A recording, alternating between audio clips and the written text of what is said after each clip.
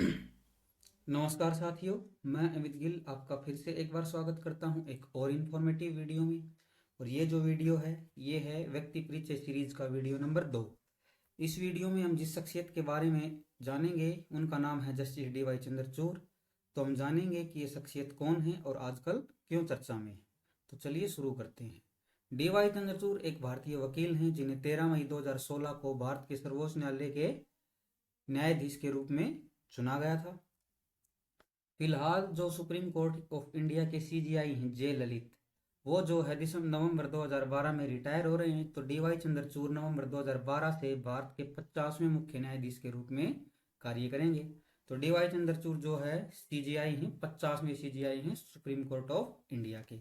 अब उनका थोड़ा सा एक ब्रीफ इंट्रो कर लेते हैं। डी वाई चंद्रचूड़ का पूरा नाम जो है धनंजय यशवंत चंद्रचूड़ है।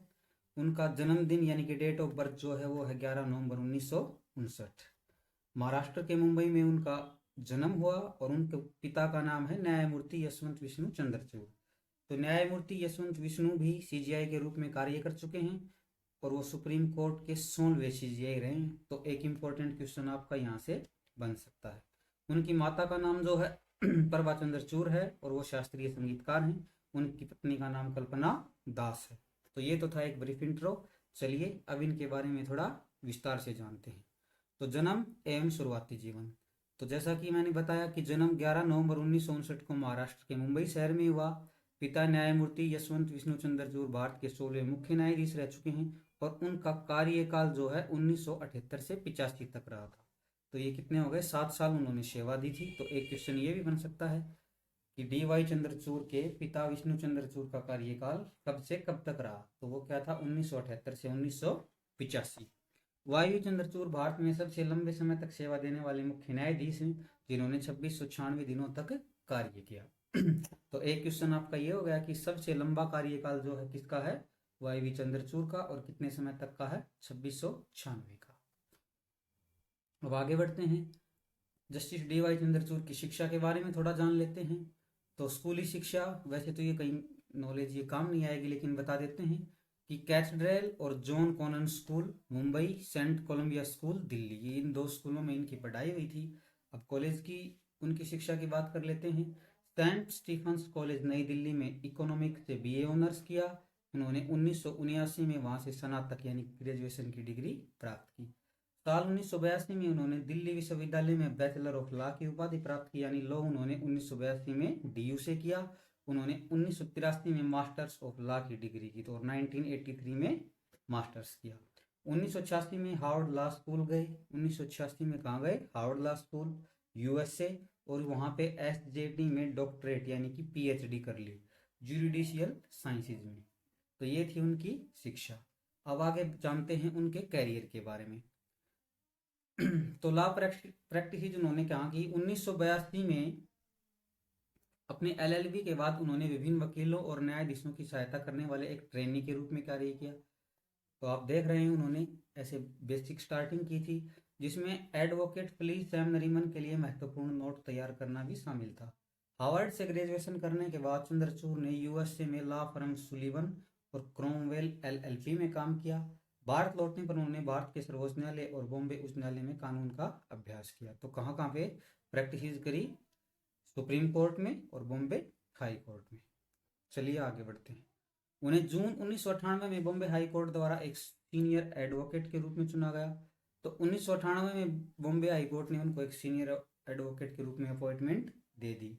ठीक है, वह जनहित याचिका, बंधुआ महिला श्रमिकों के अधिकार, कार्यस्थल में एचआईवी पॉजिटिव श्रमिकों के अधिकार आदि से जुड़े हुए कई महत्वपूर्ण मामलों में पेश हुए। एक और महत्वपूर्ण पॉइंट साथियों, 1998 से 2000 तक यानी कि 2 साल उन्होंने न्यायाधीश के रूप में अपनी नियुक्ति के अतिरिक्त सॉलिसिटर जनरल के रूप में भी कार्य किया है।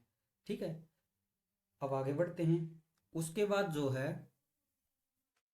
बंबई उच्च न्यायालय के न्यायाधीश के रूप में 29 मार्च 2000 को उन्हें बॉम्बे उच्च न्यायालय के न्यायाधीश के रूप में प्रमोट कर दिया गया। पहले तो क्या थे, वो सीनियर एडवोकेट थे और उसके बाद बॉम्बे हाई कोर्ट के न्यायाधीश हो गए, जस्टिस हो गए हाई कोर्ट के। ठीक है, और उन्होंने वहां पर 13 साल तक सेवाएं दी। तो बॉम्बे हाई कोर्ट में कितने दिन काम किया, 13 साल तक। बॉम्बे हाईकोर्ट के बाद इलाहाबाद उच्च न्यायालय के मुख्य न्यायाधीश के रूप में कार्य किया। 31 अक्टूबर 2013 को उन्होंने इलाहाबाद उच्च न्यायालय के 45वें मुख्य न्यायाधीश के रूप में शपथ ली। तो एक क्वेश्चन आपका यहाँ से भी निकल सकता है कि इलाहाबाद उच्च न्यायालय के मुख्य न्यायाधीश के रूप में जो DY चंद्रचूड़ है वो कितने क्रम पर थे? तो वे 45वें मुख्य न्यायाधीश थे। भारत के सर्वोच्च न्यायालय के न्यायाधीश देखिए 13 मई 2016 को उन्हें भारत के सर्वोच्च न्यायालय के न्यायाधीश के रूप में प्रमोट किया गया। 24 अप्रैल 2021 से वह भारत के सर्वोच्च न्यायालय के कॉलेजियम का हिस्सा बन गए। तो सुप्रीम कोर्ट के कॉलेजियम का हिस्सा 24 अप्रैल 2021 से बने। तो कॉलेजियम मैं बता दूं दोस्तों, ये एक ग्रुप ऑफ एडवोकेट्स होता है और ये आगे बनने वाले CJI यानी चीफ जस्टिस ऑफ इंडिया की सिफारिश भी करता है। ठीक है, ये देखो, और देश की संवैधानिक अदालतों में न्यायाधीशों की नियुक्ति करता है। ठीक है, 24 अप्रैल 2021 में ये उसमें शामिल हो गए और अब 2022 में नवंबर 2022 से जो है ये भारत के CJI होंगे। अब जान लेते हैं दोस्तों उनके कुछ महत्वपूर्ण फैसलों के बारे में कि यहाँ तक आते आते उन्होंने कितने महत्वपूर्ण फैसले दिए हैं। दोस्तों उनके पिता ने भी देश में कई ऐतिहासिक फैसले दिए थे और DY चंद्रचूड़ ने भी। तो एक एक करके चलिए अब उन पे नजर डालते हैं। सबसे पहले है दोस्तों सशस्त्र बलों में महिलाओं को स्थायी कमीशन। सुप्रीम कोर्ट में जस्टिस चंद्रचूड़ की अगुवाई वाली बेंच ने एक ऐतिहासिक फैसले में भारतीय सशस्त्र बलों और भारत सरकार को कमांड पोस्टिंग सहित सशस्त्र बलों में महिला अधिकारियों को स्थायी कमीशन देने का निर्देश, ये पहले नहीं था उनको स्थायी कमीशन का, परमानेंट वैकेंसी का, अब ये दे दिया गया है। ठीक है, दूसरा जो महत्वपूर्ण फैसला है दोस्तों वो है महिलाओं के लिए सबरीमाला मंदिर में प्रवेश। आपको जानकारी ना हो तो मैं बता दूं कि सबरीमाला एकमात्र एक ऐसा मंदिर था जहां पे महिलाओं के लिए प्रवेश निषेध था, उसके ऊपर प्रतिबंध थे लेकिन जस्टिस DY चंद्रचूड़ ने इस मामले में भी देखा और उनको प्रवेश दिलाया। तो देखिए, महिलाओं के अधिकारों की वकालत करने की अपनी प्रकृति के सम्मान न्यायमूर्ति चंद्रचूड़ केरल के सबरीमाला मंदिर में महिलाओं के प्रवेश के पक्ष में बहुमत की राय का हिस्सा थे। उन्होंने कहा कि मंदिर में महिलाओं के प्रवेश पर रोक असंवैधानिक है। न्यायमूर्ति इस फैसले पर तब भी टिके रहे जब 9 न्यायाधीशों की एक बड़ी पीठ ने पिछले फैसले की समीक्षा पर विचार किया। पिछला फैसला क्या था कि वही इनको एंट्री दी जाए। तो मान लो 10 न्यायाधीशों का ग्रुप था, उनमें से 9 ने कहा कि इस पे विचार किया जाए, लेकिन उन्होंने नहीं माना और कहा कि इन्हें प्रवेश मिलना ही चाहिए। चलिए उनका अगला फैसला देखते हैं। ये बहुत ही इंपॉर्टेंट है दोस्तों, ये है धारा 377 को अपराध मुक्त करना। भारत जैसे देश में क्या है, समलैंगिकता को एक अपराध की तरह देखा जाता था।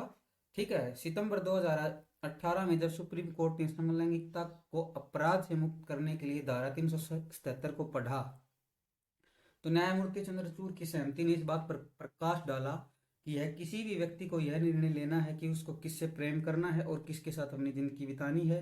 ठीक है, हम इसको छीन नहीं सकते इस हक को।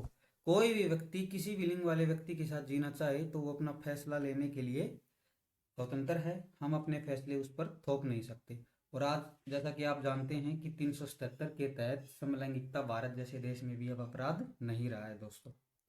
चलिए आगे बढ़ते हैं। एक और महत्वपूर्ण फैसला जो उनका था वो था गर्भपात कराने का अधिकार। इसमें क्या था, सुप्रीम कोर्ट की जस्टिस चंद्रचूड़ की अगुवाई वाली बेंच ने हाल ही में कहा था कि वैवाहिक स्थिति से गर्भपात कराने के किसी के अधिकार की जरूरत नहीं पड़नी चाहिए। इस निर्णय को अंतिम माना गया और इस निर्णय को इसमें उन्होंने कहा कि गर्भपात कराने का अधिकार केवल महिला को है और कोई उसमें टोका टिप्पणी नहीं कर सकता, क्योंकि जो बच्चे को जन्म देने का काम है वो महिला का है तो अधिकार भी उसका ही होगा। उसके आगे एक अध्यादेश रहा है दोस्तों, लव जिहाद के इस मामले में न्यायमूर्ति चंद्रचूड़ की शीर्ष अदालत की खंडपीठ ने वयस्क महिला के स्वायत्तता के अधिकार और उसकी शादी और धर्म अपनाने के विकल्प के बारे में निर्णय लेने के अधिकार पर जोर दिया था। इसमें यही बताया गया था कि शादी करना, ठीक है, ये एक व्यक्ति का खुद का अधिकार है, इसमें जाति धर्म या बीच में नहीं ला सकता कोई भी। उसके आगे एक और महत्वपूर्ण फैसला था, ये था आपका राइट टू प्राइवेसी का। राइट टू प्राइवेसी के अधिकार को बरकरार रखने वाली सशर्त पीठ के लिए निर्णय लिखते समय न्यायमूर्ति DY चंद्रचूड़ ने आपातकालिक युग के बंदी प्रशिक्षण मामले को खारिज कर दिया, जिसमें कहा गया था कि मौलिक अधिकारों को ऐसे समय में निलंबित किया जा सकता है जब आपातकाल की घोषणा की जाती है। ठीक है, खारिज किए गए फैसले को एक पीठ द्वारा पारित किया गया जिसमें न्यायमूर्ति DY चंद्रचूड़ शामिल थे। दोस्तों ये एक ऐसा केस था कि मान लो आपातकाल आ जाए तो उसमें जो मौलिक अधिकार है उनको भी बर्खास्त किया जा सकता है, लेकिन उन्होंने कहा कि राइट टू प्राइवेसी यानी कि निजता, कि यानी आप अपने घर में व्यक्तिगत तौर से अपने सर्कल में क्या कर रहे हैं इसमें कोई भी सेन नहीं लगा सकता, चाहे वो आपातकाल हो और चाहे वो नॉर्मल कंडीशन हो। तो ये भी एक महत्वपूर्ण फैसला था। तो इस तरह से उन्होंने जो है दोस्तों अलग अलग तरीके से अलग अलग क्षेत्र में विभिन्न फैसले दिए, और आज जो है वो अपनी इस फैसलों की बदौलत या फिर कह लें कि अपनी मेहनत की बदौलत भारत के 50वें सीजीआई के रूप में शपथ लेने वाले हैं। तो दोस्तों ये जो जानकारी थी जस्टिस DY चंद्रचूड़ के बारे में, तो हमें कमेंट में बताएं कि आपको कैसी लगी। अगर वीडियो पसंद आया हो तो आप लाइक और शेयर कर सकते हैं। ऐसी ही जानकारी की अगर और वीडियो चाहिए तो चैनल को सब्सक्राइब कर सकते हैं। अगर कोई स्पेशल टॉपिक या किसी व्यक्ति पे कोई वीडियो बनानी हो तो आप कमेंट में या फिर पर्सनली ग्रुप में भी बता सकते हैं। डिस्क्रिप्शन में आपको टेलीग्राम चैनल का लिंक और व्हाट्सएप ग्रुप का लिंक भी मिल जाएगा, वहाँ आप अपनी डिमांड रख सकते हैं। और अगर आपको ये अपनी तैयारी के लिए ये PDF चाहिए तो टेलीग्राम ग्रुप को ज्वाइन करें और इसी डेट में जाके इस फाइल को आप फाइंड कर सकते हैं और आगे की अपनी तैयारी के लिए यूज कर सकते हैं। देखते रहिए, सीखते रहिए। धन्यवाद।